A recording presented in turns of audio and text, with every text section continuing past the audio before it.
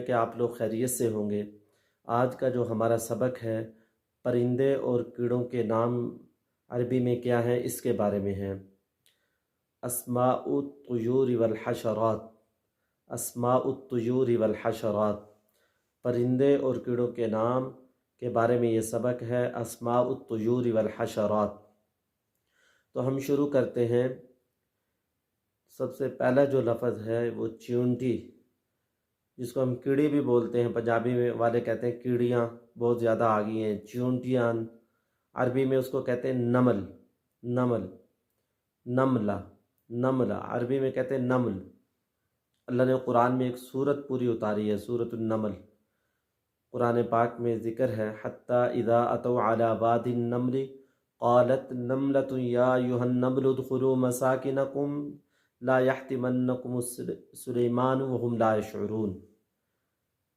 جب حضرت سلیمان علیہ السلام ان کا لشکر چونٹیوں کی وادی میں آیا تو ایک چونٹی اتنی فکر مند ہوئی کہ اس نے کہا اے چونٹیوں تم اپنی بلوں میں داخل ہو جاؤ، کہیں سلیمان کا لشکر تمہیں کچل نہ دے اور تمہیں پتہ ہی نہ چلے۔ تو یہ علی واد النمل وہاں ذکر ہے۔ تو نملہ، قالت نملۃ یا ایھا النمل، نمل وہاں ذکر ہے قرآن پاک میں، تو یہ یاد کر سکتے ہیں ہم۔ چونٹی کی عربی ہے نمل، نملہ، نمل، نمل، نملہ، چونٹی کی عربی نملہ۔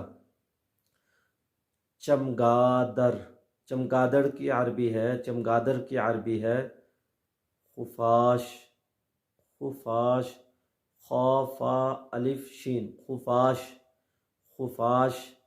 چمگادڑ کی عربی ہے خفاش، چمگادڑ کی عربی ہے خفاش، خفاش، خفاش، خفاش۔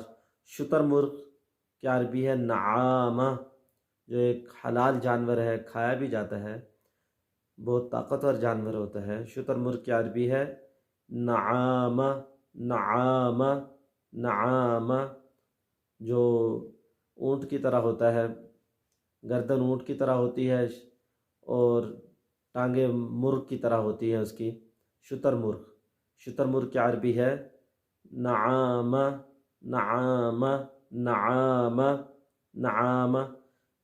مچھر کی عربی ہے بعوضہ، بعوضہ، بعوضہ، مچھر کی عربی بعوضہ، بعوضہ، مچھر کی عربی بعوضہ، بعوضہ، مچھر کی عربی بعوضہ۔ الو کا کہتے ہیں، الو کی عربی ہے بومہ، بومہ، کہتے ہیں نا بو آ رہی ہے، پہلا لفظ تو یہ ہے بو، بومہ، بومہ، دوسرا میم اور تا لگا دیں اس کے آخر، بومہ، بومہ۔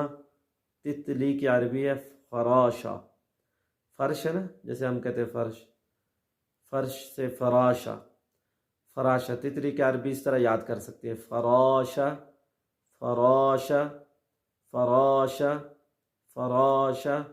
تتلی کی عربی فراشہ، فراشہ۔ لال بیگ، لال بیگ کی عربی ہے، لال بیگ جس کو ہم بولتے ہیں نا لال بیگ، لال بیگ کی عربی ہے سر سور، سر سور، بہت آسان لفظ ہے، سر سور، سر سور۔ سور جیسے ہوتا ہے نا اس سے ملتا جلتا لفظ ہے سور، تو سور ہے۔ دوسرا لفظ تو بالکل سور ہی ہے، جیسے یعنی سمجھانے کے لیے سر سور، سر سور۔ لال بیگ، لال بیگ کی عربی ہے، لال بیگ کی عربی ہے سر سور، سر سور، سر سور، سر سور۔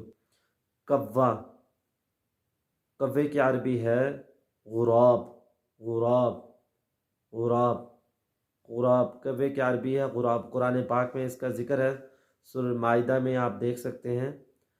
مرغابی کی عربی ہے وزۃ، وزۃ، وزہ، وزہ، تین ہی لفظ ہیں وزہ۔ مرغابی کی عربی ہے وزہ، وزہ، مرغابی کی عربی ہے وزہ، وزہ۔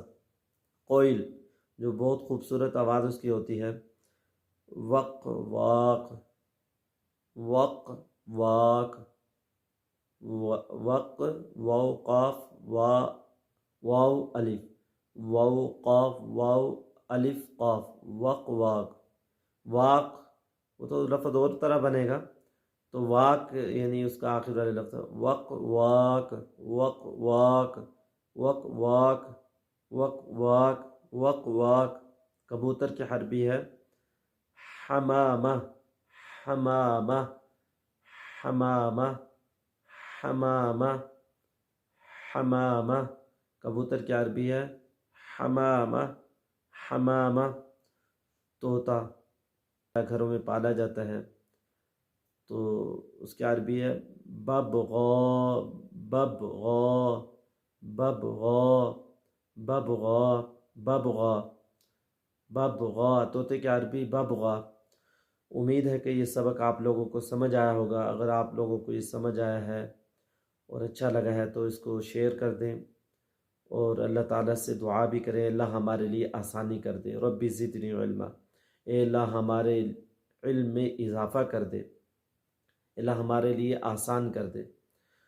اگر آپ ہمارے چینل پہ نئے ہیں تو ہمارے چینل کو سبسکرائب بھی کر دیں، لائک بھی کر دیں۔ آپ کے لائک کی وجہ سے یہ سبق زیادہ لوگوں تک جا سکتا ہے، اور نئے سبق کے لیے بیل آئکن کو پریس کر دیں تاکہ ہر نئے آنے والا سبق آپ تک بآسانی پہنچ سکے۔